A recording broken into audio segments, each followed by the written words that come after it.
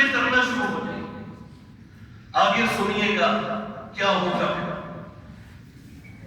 پہلی چیز اللہ کے نبی نے یہ فرمائی کہ اگر تم مسجد کے درمیان میں دیکھو کہ کوئی مسجد کا ادب نہیں کر رہا اور کہتے مار رہا ہے، ادھر سے ادھر بھاگ رہا ہے اور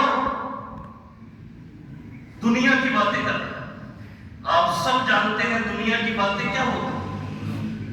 مسجد کا نصاب حضور اکرم صلی اللہ علیہ وآلہ وسلم نے جب بیان فرمایا تو صرف 3 چیزیں، ایک نماز، ایک ذکر اللہ، ایک تلاوت قرآن، یہ مسجد کا نصاب ہے۔ فرمایا کہ حضور فرماتے ہیں کہ جب تم یہ دیکھو کہ لوگ دنیا کی باتیں مسجدوں میں کر رہے ہیں، پہلی چیز یہ کرنا فلا تجالسہم، ان کے ساتھ نہ بیٹھو، ان کے قریب نہ جانا۔ اگر تم ان کے قریب گئے تو کیا ہوگا؟ اللہ کے نبی فرماتے ہیں فلیس للہ فیہم حاجۃ، یہ وہ لوگ ہیں کہ اللہ کو ان کی کوئی ضرورت نہیں۔ فلیس للہ فیہم حاجۃ، اللہ کو ان کی کوئی حاجت نہیں۔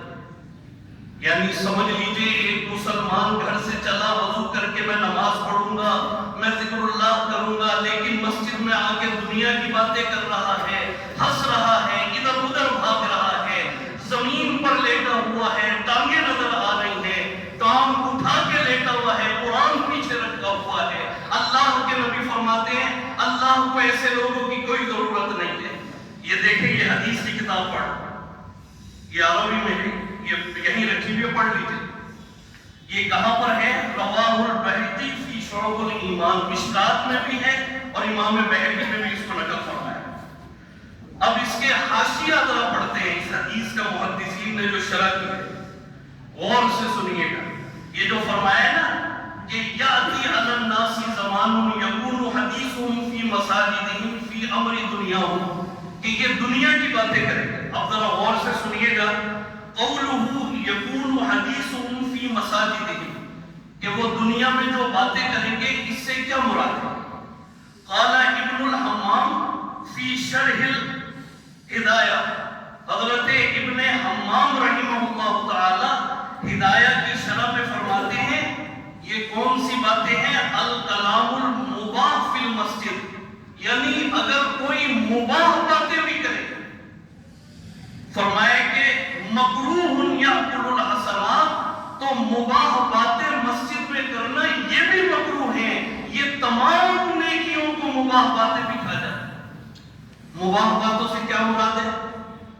ٹھیک ہے ماشاءاللہ آپ تعلیم میں بیٹھے، مشورہ، یہ تو اعمال ہے مسجد کے، درس قرآن، درس حدیث، لیکن آپ دیکھیے آپ کسی مسلمان سے ملے، السلام علیکم ورحمۃ اللہ وبرکاتہ، اس نے کہا وعلیکم السلام، آپ حال پوچھیں، احوال، یہ سب، لیکن آپ دیکھیے حال احوال کے بعد پھر دنیا کی باتیں شروع، سیاست، بازار، فلاح کے بارے میں، اس کے بارے میں۔ حالانکہ الحمدللہ آپ کی اس مسجد میں 99% نمازی ایسی ہیں الحمدللہ کہ جو بہت خیال رکھتے ہیں، پہلی صف میں موجود ہیں۔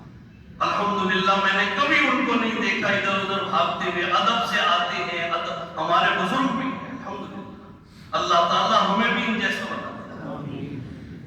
میرے دوستوں اور بزرگوں، یہ حدیث کبھی بھولیے گا نہیں، یعنی مباح کلام کرنا۔ آپ غیبت نہیں کر رہے، آپ بہتان نہیں لگا رہے، آپ سیاسی باتیں نہیں کر رہے، بس بلا وجہ بول رہے۔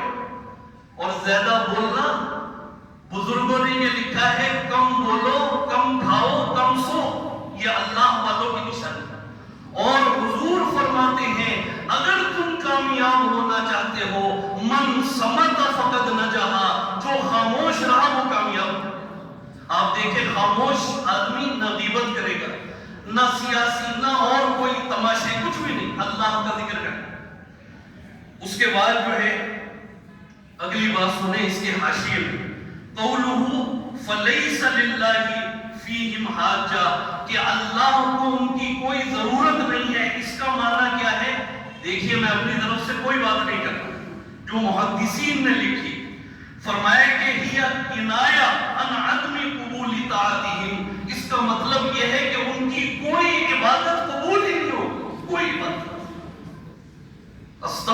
اللہ پڑھیں میرے دوستوں اور بزرگوں، استغفر اللہ استغفر اللہ استغفر اللہ۔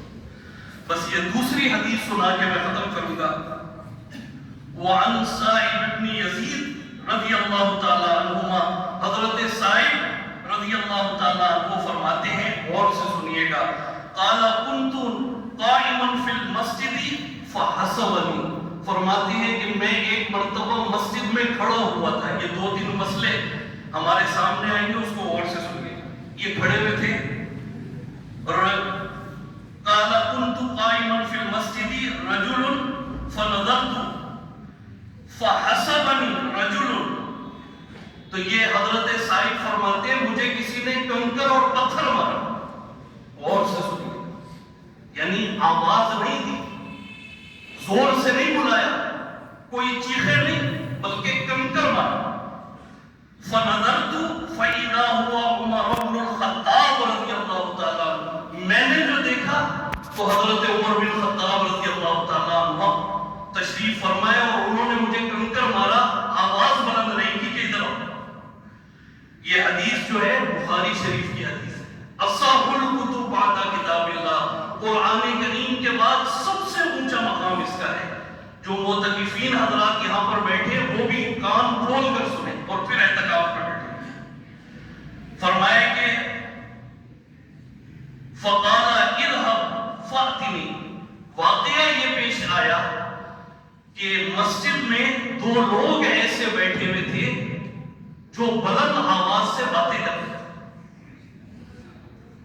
اب دیکھیں حضرت عمر بن خطاب نے حضرت سائب کو کنکر اور پتھر مارا اور اپنے پاس بلایا اور کہا کہ ان دونوں کو میرے پاس پکڑ کے لے گیا۔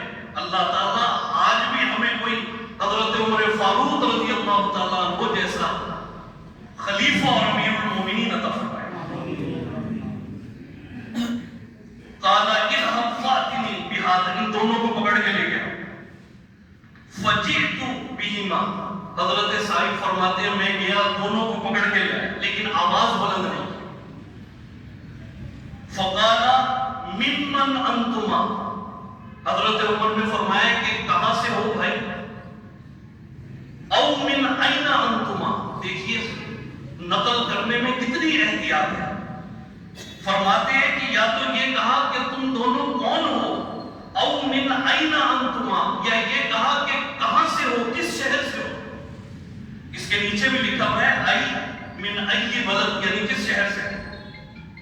قالا، دونوں نے کہا، دو لوگ تھے جو مسجد میں زور زور سے بات کرتے تھے، کہنے لگے قالا من اہل طائف، ہم طائف سے آئے۔ اب سنیے گا کہ حضرت عمر فاروق رضی اللہ تعالیٰ عنہ نے جو جملہ ارشاد فرمایا ہے، اور جو لوگ مسجد میں زور زور سے باتیں کرتے ہیں، ادھر ادھر بھاگتے ہیں، کہکہے لگاتے ہیں، مسجد میں لیٹتے ہیں، رانے اور ٹانگیں بھی نظر آتی ہے، فون استعمال کرتے ہیں، پرواہ نہیں کرتے، وہ غور سے سنیں۔ قال لو کنتما من اہل المدینہ، حضرت عمر فاروق فرماتے ہیں اگر تم مدینہ میں سے ہوتے، اگر تمہارا تعلق اہل مدینہ سے ہوتا، لأوجعتکما، تو میں تمہیں سخت سزا دیتا، سخت سزا۔ آگے فرمایا ترفعان اصواتکما فی مسجد، تمہیں شرم نہیں آتی، تم اللہ کے گھر میں اپنی آوازیں بلند کرتے ہو۔ رواہ البخاری، بخاری شریف میں یہ حدیث ہے۔ میرے دوستوں اور بزرگوں، بس یہ دو احادیث ہیں، میں زیادہ وقت آپ کا نہیں لوں گا۔ معتکفین بھی ہیں، نمازی بھی ہیں، ہم سب یہاں پر موجود ہیں۔ اگر یہ بے ادبی آپ مجھ میں دیکھیں، آپ میرے بھی اصلاح کریں، مجھے پکڑ لے جانے نہ دیں کہ آپ مسجد میں کہکہا لگاتے تھے، آپ مسجد میں اتنا بڑا لوگوں کا مجمع لے کے دنیا کی باتیں کر رہے، آپ چندے جمع کر رہے تھے، آپ نوٹ لے رہے، مجھے میری بھی اصلاح کریں۔ آپ سب نے ابھی عہد کیا ہے کہ دو احادیث پڑھ کر اللہ کو گواہ بنا کر، فرشتوں کو گواہ بنا کر، اور یہ صرف اس مسجد کے لیے نہیں ہے، آپ جہاں پر بھی نماز پڑھیں، چاہے بیت اللہ ہو، چاہے مسجد نبوی ہو، چاہے مسجد اقصی یا دنیا کی کہیں کوئی بھی مسجد ہو، یہ تمام احکامات اس کے لیے، یہ پیچھے بھی لکھ کر لگایا ہوا ہے، اس میں بھی یہ ساری احادیث موجود ہے۔ تو انشاءاللہ اس پر عمل کریں گے نا، زور سے کہے بابا، جو معتکفین ہیں وہ بھی انشاءاللہ کہیں۔ اللہ تعالیٰ مجھے توفیق عطا فرمائے. یاد رکھیے مسجد کے جو روحانی اعمال ہیں اس سے مسجد آباد ہوتی ہے. مشورہ ہے، تعلیم ہے، گشت ہے اور یہ درس قرآن ہے، درس حدیث ہے. ان اعمال سے مسجد کو منور کرے. صرف یہ ہے کہ کوئی دنیاوی بات ہماری زبان سے نہ نکلے، کوئی غیبت نہ نکلے، تو انشاءاللہ